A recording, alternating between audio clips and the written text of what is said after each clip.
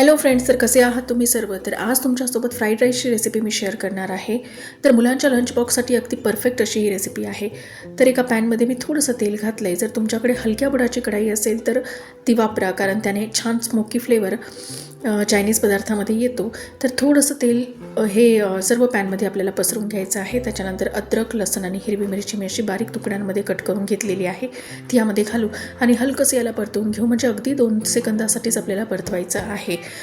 कुठल्याही चायनीज पदार्थामध्ये भाज्या ज्या आहेत त्या जास्ती परतवायच्या नाहीत, कारण भाज्यांचा जो क्रंचीनेस आहे तो राहिला पाहिजे आणि जास्त परतवलं तर भाज्यांचा क्रंचीनेस हा चालला जातो. त्यानंतर एक मीडियम साईजचा कांदा बारीक चिरून ठेवला होता तोही यामध्ये घालू आणि हा पण 2-3 सेकंदासाठी आपल्याला परतून घ्यायचा आहे.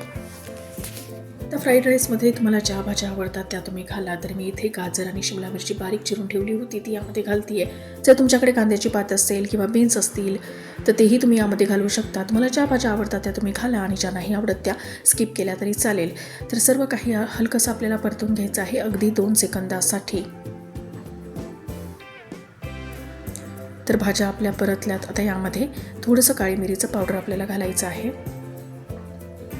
तर यात मीठ अजिबात घालायचं नाही, कारण आपण जो राईस केलेला आहे त्यातही मीठ आहे आणि चायनीज जे सॉस असतात त्यातही मीठ असतं. जर आपण इथे मीठ घातलं तर मग मात्र चायनीज पदार्थामध्ये मीठ हे जास्ती होऊन जातं, त्यामुळे मीठ नाही घालायचं.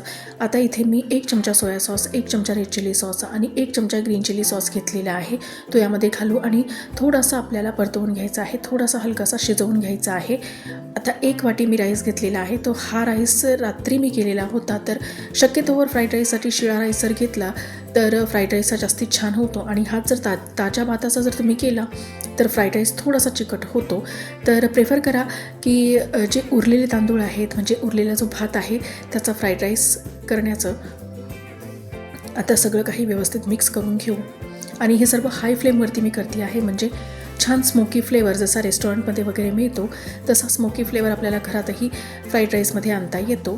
तर सकाळी सकाळी सगळ्यांच्याच मागे खूप घाई असते, तर मुलांच्या लंच बॉक्समध्ये अगदी झटपट असा हा फ्राईड राईस आपण बनवून देऊ शकतो आणि हेल्दीसुद्धा आहे आणि टेस्टीसुद्धा लागतो आणि थंड झाल्यावरही तितकाच टेस्टी लागतो. त्यामुळे तुम्ही नक्की या पद्धतीने फ्राईड राईस मुलांच्या टिफिनला देऊ शकता किंवा तुमच्या ऑफिसच्या टिफिनमध्ये सुद्धा नेऊ शकता. तर आजची रेसिपी जर तुम्हाला आवडली असेल तर प्लीज व्हिडिओला लाईक करा आणि माझे व्हिडिओ जर तुम्हाला आवडत असतील तर प्लीज माझ्या चॅनलला सबस्क्राईब करा. शेजारचे बेल आयकॉन दाबणे प्लीज विसरू नका, म्हणजे नवीन व्हिडिओचे नोटिफिकेशन तुमच्यापर्यंत पोहोचेल. तर या पद्धतीने फ्राईड राईस तुम्ही नक्की एकदा बनवून बघा. चला तर भेटूया नेक्स्ट व्हिडिओमध्ये नेक्स्ट रेसिपीसोबत.